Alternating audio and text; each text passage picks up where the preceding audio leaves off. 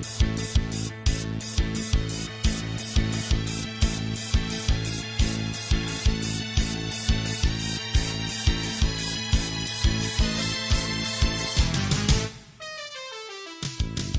kaibigan, isang magandang umaga sa inyong lahat.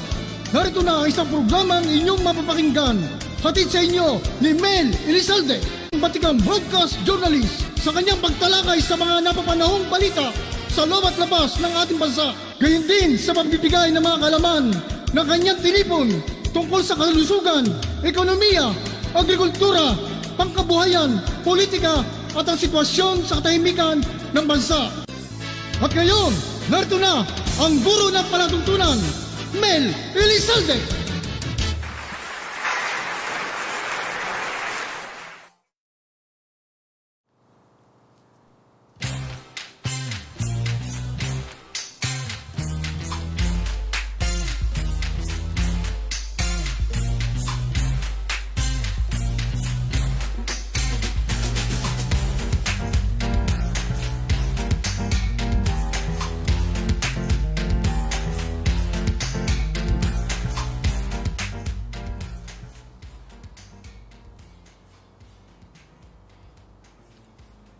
Magandang umaga po sa inyong lahat, mga minamahal naming taga-subaybay. Welcome back dito sa ating pong EB Talakayan with your host Mel Elizalde sa ating pong pang-umagang palatuntunan mula sa ating studio sa Elizalde Broadcasting. Ngayon ay araw ng Thursday, March 23, 2023. Oy nako, isang linggo na lang tapos ng buwan, no? Bilis-bilis talaga, parang may nakikipaghabulan tayo talaga sa buhay. At alam nyo naman ang ating mga kabuhayan, ang ating pong mga pinag-uusapan. At kahapon, sabi nga natin, masaya tayo dahil malaking magandang news ang mabalita sa mga guro dyan sa Quezon City na kung saan ay pinaglalaanan at pabibigyan ng pabahay ng ating Vice President Sara Duterte, at the same time Education Secretary ng DepEd, no? Yan po, at siyempre sa tulong ng Mayor ng Quezon City, Mayor ng Quezon City si Mayor Joy Belmonte at ang kanyang Vice Mayor Gian Soto ay kanilang mga kaugapay kahapon dahil sa yung groundbreaking at ipinakita ko kung ano ang uri ng ipamimigay o ibibigay ng mga pabahay sa mga guro at sa mga non-teaching personnel ng Quezon City. So yan po, magandang balita. At ngayon, ipagpapatuloy po natin yung pagbabalita ng pagbibigay ng mga pabahay. Naku, sana bago matapos ang term ng ating Presidente Bongbong Marcos at siya naman ang kanyang pangako, ay bibigyan niya halos lahat ang mga mamamayan. At ngayon naman, ang proyekto ng gobyerno pabahay sa mga pulis at sundalo atin pong pag-usapan. No? Ganda rin, no? Kasi siyempre, sinasabi nga ng Pangulo, desidido ang government na magbigay ng pabahay para sa unipormadong tauhan ng bansa. Ayun ho, Ayan nakita niyo yung pabahay na yan, no? Ang ganda, no? Tiniyak ng ating Pangulong Bongbong Marcos Jr. patuloy na magtatrabaho upang mabigyan ng disenteng tirahan ang mga pulis at militar para din na sila nakatira kung saan-saan. Malawak ko yung kung saan-saan no? Parang double meaning yung kung saan-saan. Ayan ang ganda at saka siyempre uso ngayon yung mababa, no? Para dahil nga po sa ating pong mga ina-expect na yung the big one. So it's much safer po na tayo ay ang mga building natin ay hindi kataasan, no? Pero yung mga nakatayo ng building, siyempre mataas na talaga yan. Wala tayong magawa, pero sinisigurado naman natin o nasiguro natin na hindi sila bibigyan ng building permit kung hindi maayos ang kanilang yung kanilang building na yung istruktura, di ba? Dahil nga po kinakailangan malaman ng mga magbibigay ng permit. Tinitingnan ho yan kung nararapat ba sa lugar na yan ang mataas na building, katulad ho yan sa pabahay sa mga pulis at sundalo. Ilang pala pag 1, 2, 3, 4, 5, mga fifth floor sa bawat building yata, no? So, hindi ho ganong kataasan. At saan kayang lugar yan? At yan po ay talaga namang siyempre ina-appreciate ng mga kapulisan at mga kasundaluhan para sila ay hindi na umuwi kung saan-saan. Alam nyo, kung saan-saan, medyo double meaning yon. Ayan ang ating Pangulo. At yun, kasi hindi lamang po sa mga probinsya, kundi dito sa Karatig, Maynila, no? Na humahanap sila ng mga malalawak na pwesto para mapatayuan ng building. Magsisimula na ngayon pag na pagsamahin ang sistema kung saan maaari silang isama sa sistema ng financing. Di lamang sa mga pampublikong bangko, kundi pati na rin ang mga pribadong bangko para dito. Yun ho, magtutulong-tulungan. Sinabi ng Pangulo na may mapapagamit na lupain para sa programa at ang gobyerno na dapat gumawa ng pamaraan upang maisakay ang mga ito. Hindi tayo hihinto hanggang hindi natin maisasagawa ang naturang pabahay. Yan po ang pangako ng ating Pangulo. Kaya naman natutuwa ang ating mga kapulisan. Sino ba naman ho hindi matutuwa? Ang hirap-hirap po ng buhay, yung shelter, ang ating isa sa mga unang problema. At syempre, pag tayo nangungupahan lang, kung alimbawa tuwing 8 yung bayaran ng inyong tinitirhan, pagdating ng 9, mautang ka na naman. Ibig sabihin, kasi hindi naman sa iyo yung bahay na yun na tinitirhan, yun ay inuupahan mo lang. Kaya walang katapusang utang, walang katapusang bayaran. Samantala, kung may pabahay na yan, ang alam po natin sa mga pabahay, lalo na kung pabahay ng gobyerno, ay lamang ho yan, yung ika nga po, abot kamay na mabayaran ng mga pinagbigyan na yan. At syempre, pagdating ng panahon, merong certain years ho yan kung gaano katagal, sa'yo na, di ba? Hindi yung katulad ng upa ka ng upa ng bahay kasi liit naman ng, kumbaga sinliit ng, maganda pa yung mga babuyan. Medyo malawak-lawak, pero yung pag nagtitipid ho tayo, lalo na kung alimbawa trabaho nyo dito sa Metro Manila, pag umupa po kayo dito sa Metro Manila, pinakamababa po rito. Kwarto lang 5,000 na. 5,000 na ho. Kasi laki lang ng teheras nyo na mailalagay. Paano? Hindi na kayo maglagay kayo ng mga silya ron, gipit na gipit ng inyong pagkilos. Kaya talaga hong napaka-welcome po itong mga pabahay na to para sa ating mga kapulisan at sundalo para naman maganda ang kanilang kinabukasan at pagtingin ng kanilang kapwa na, may bahay si Sera, meron silang sariling bahay. Kasi po, pag ang tao nalaman na, doon nakatira sa nangungupahan lang.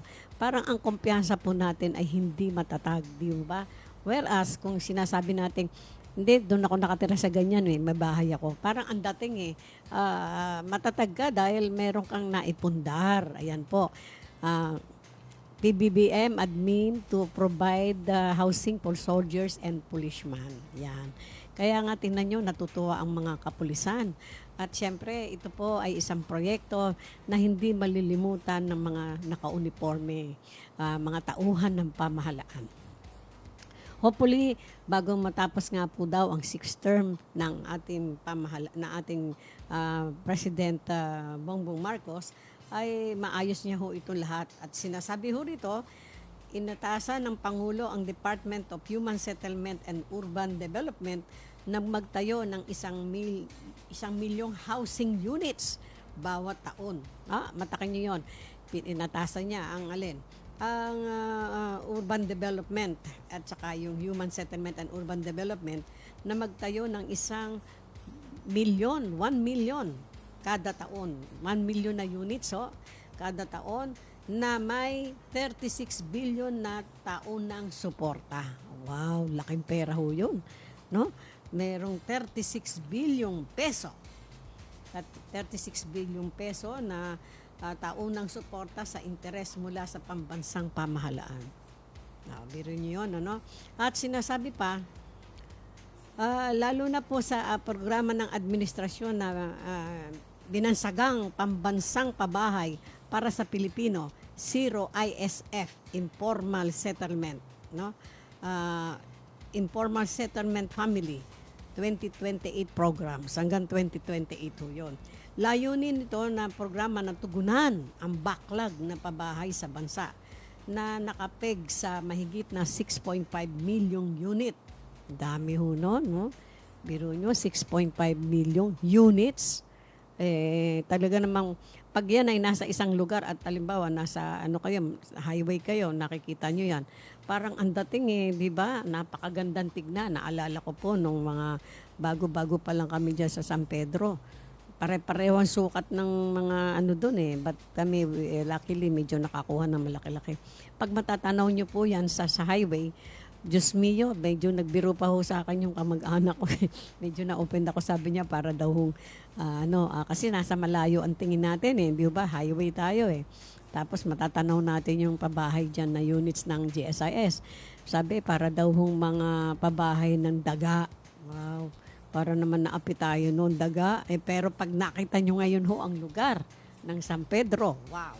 Parang isa sa mga mabibigat na lumilinya na sa mga may pangalan na subdivision. Yes. At mind you, naglalakihan po ang mga bahay di tulad nung i-turn over yon sa mga government employees like us, mga teachers, mga government na institution na iba, na mga empleyado, i-turn on po sa amin at pagkatapos ay siyempre hinuhulog-hulugan na namin. Pero habang dumadaan ng panahon, siyempre nag-iipon pa ho yung iba na ipagbutihin o i-develop ang kanilang property. Kaya nga noong mga unang 5 taong ay makikita nyo halos pare-pareho ang laki ng kanilang bahay. Subalit, pagkalipas ng 10 taon, nagulat sila. Pagandahan ng bahay diyan. Kasi po marami diyang nakatira na nakapag-abroad. Yung iba po, mga engineer, architect sa Saudi Arabia.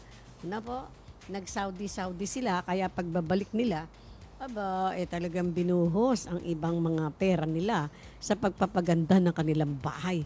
Ginawang second floor, tapos mga may room, tapos pinalaki pa. Yan. At hanggang ngayon, ay well-developed na. At ang lugar na yun, naaalala ko pa nga po nung sinabi ko doon sa husband ko, bakit naman dito tayo sa bundok ng Tralala tumira? Sabi niya, huwag kang ganyan. After 10 years, makikita mo. Sabi ko pa noon, bata pa ako noon. 10 years? Maghihintay pa ako ng 10 years. Samantalang, kasi noon talagang napakalayo para sa akin ang San Pedro. But now, napakaunlad po. At meron na lahat na pangangailangan ng mga mamamayan. Ano yun? Merong yung mga restaurant natin, inaasahan natin, kung ano-ano. At syempre, may mga hospital, may paaralan, etc. Kompleto, no? At ang kanilang mga roads at going to Manila, yung papunta sa highway, meron na rin ho at ang mga naglalakihang mga hospital. Ganun ho kabilis ang development. At probably, dito rin po sa ibinigay ng ating gobyerno o ipamimigay ng pamahalaan na pabahay sa mga pulis at sundalo, very soon, ganun din ang mangyayari. Magiging maganda at kaakit-akit ang kanilang tahanan.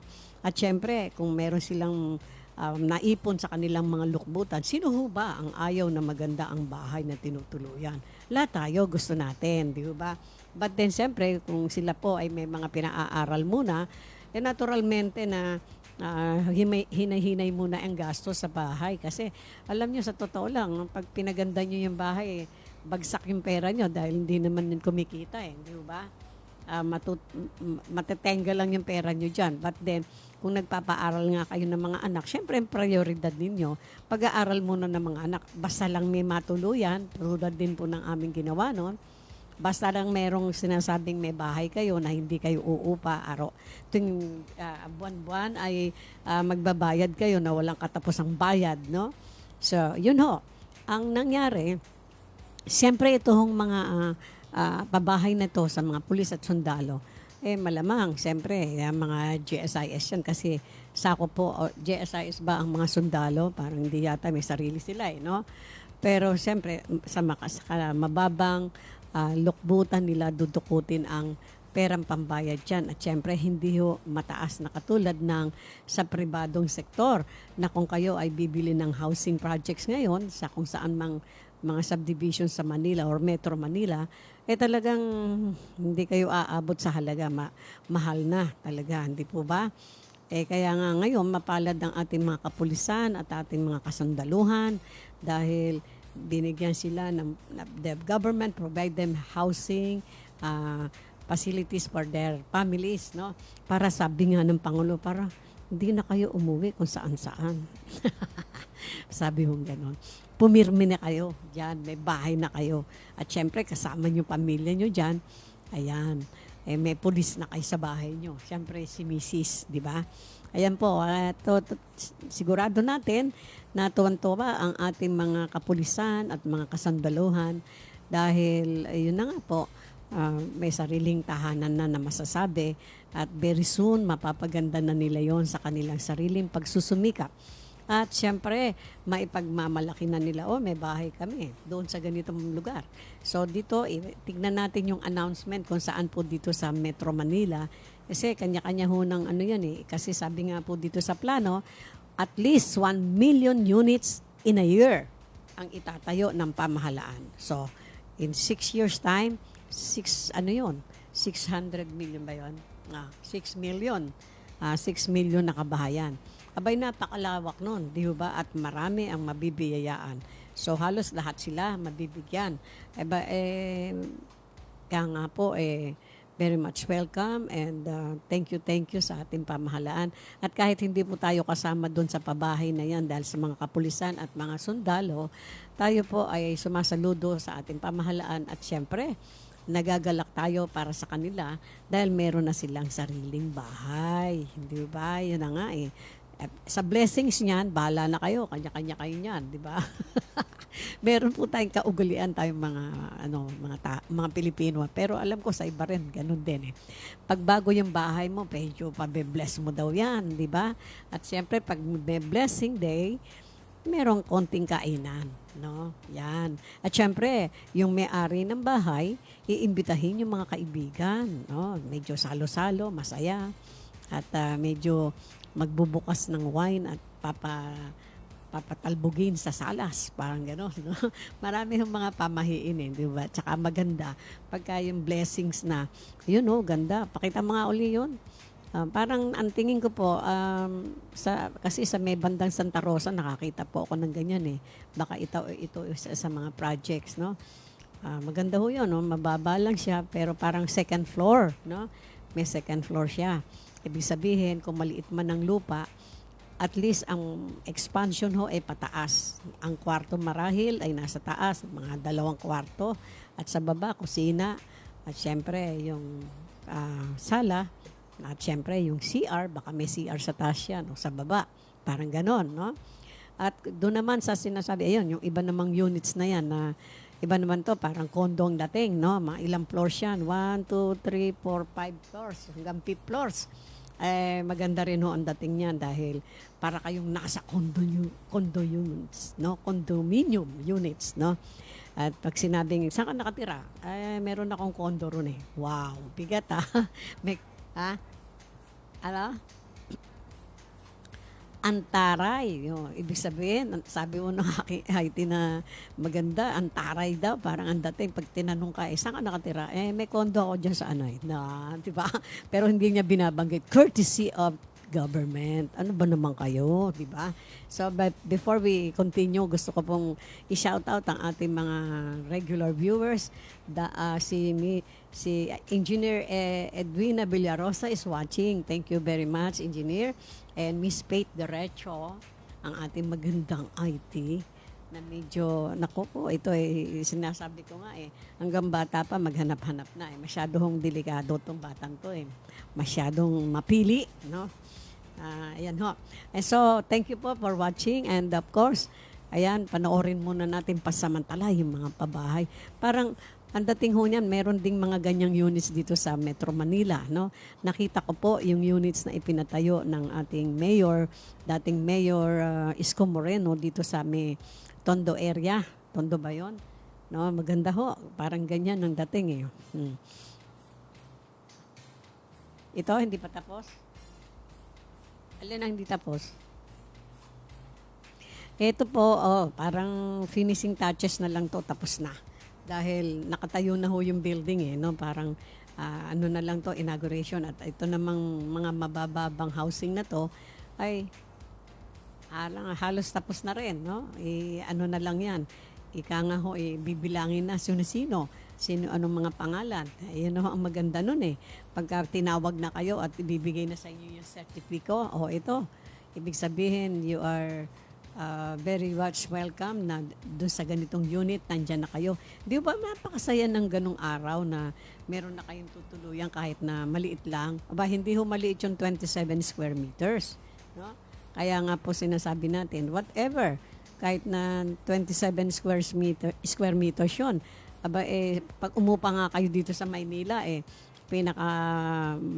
pinakamaliit dito, meron pa yata ritong 20 square meters no? Parang ang dating yung ano na lang ninyong magkakasya, yung kama. Tapos bumili na lang kayo ng ditiklop na aparador. Kasi pag hindi ditiklop wala kang mapaglalagyan. At isang silya, parang ganon. Tapos ang mahal-mahal pa ng upa, 5,000 pataas, pera ilaw, pera tubig pa. Sus Mar Joseph, nakita nyo yan.